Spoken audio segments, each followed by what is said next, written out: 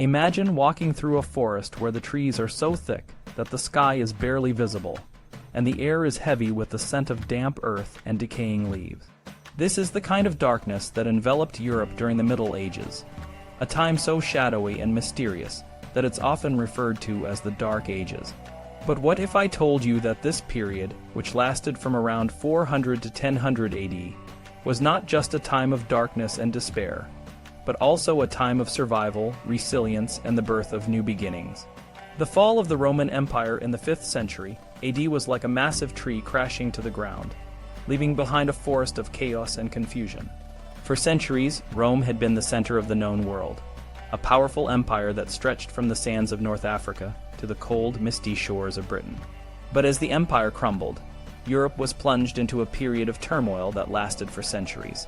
The once mighty Roman legions were no longer there to protect the people, and the barbarian tribes from the north saw this as an opportunity to invade and claim the land for themselves. The Huns, a fierce and nomadic people from the steppes of Asia, were among the first to strike. They rode on horseback, armed with bows and arrows, and their arrival was like a storm that swept across Europe. The Huns were followed by other tribes, including the Goths, Vandals, Franks, and Saxons. These tribes were not just looking for land to settle. They were also driven by a deep-seated envy of the wealth and prosperity that the Roman Empire had enjoyed for so long. One of the most significant events of this period was the sacking of Rome in 410 AD by the Visigoths, led by their chieftain Alaric. For the first time in 8 centuries, the Eternal City fell to an enemy army.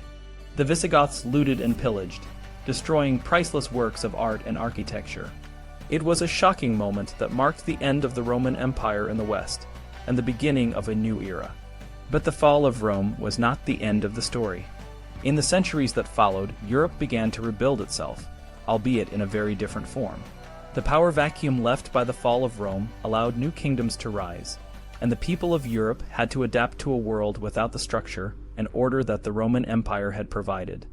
This period of adaptation was not easy. The lack of a centralized government meant that local lords and warlords often ruled with an iron fist, and the people lived in constant fear of violence and oppression.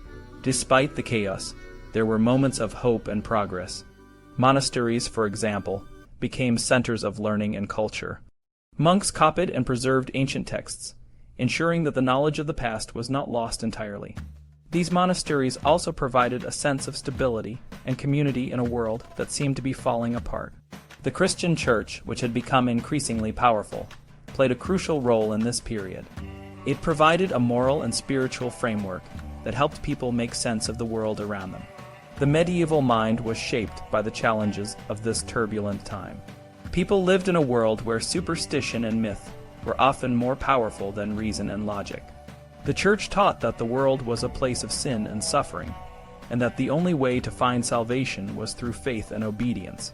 This world, it was reflected in the art and literature of the period, which often depicted scenes of religious devotion and the struggle between good and evil. But even in the darkest moments, there were glimmers of light. The Normans, for example, who were descendants of Viking raiders, established a powerful kingdom in southern Italy and Sicily. They built impressive castles and cathedrals, and their rulers, such as William the Conqueror, brought a new level of order and stability to the regions they controlled.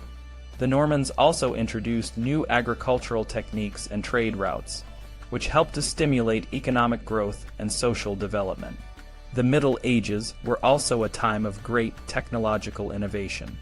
The invention of the heavy plow, for example, allowed farmers to cultivate previously unusable land, leading to increased food production and population growth.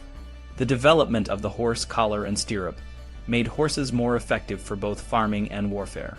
These technological advancements, while simple by modern standards, had a profound impact on medieval society. As the centuries passed, Europe slowly began to emerge from the shadows of the Dark Ages. The Crusades, which began in the late 11th century, brought Europeans into contact with the more advanced civilizations of the Middle East, exposing them to new ideas and technologies. The growth of towns and cities, the rise of universities, and the rediscovery of ancient Greek and Roman texts all contributed to a cultural and intellectual renaissance that would eventually lead to the Renaissance and the modern world. In conclusion, the Middle Ages, often referred to as the Dark Ages, were a complex and multifaceted period in history. While they were marked by chaos, violence, and superstition, they were also a time of resilience, innovation, and the laying of the foundations for the modern world. The medieval mind, shaped by the challenges and opportunities of this era, was a product of a world in transition. From the ashes of the Roman Empire, a new Europe was born, one that would go on to shape the course of human history in ways that no one could have imagined at the time.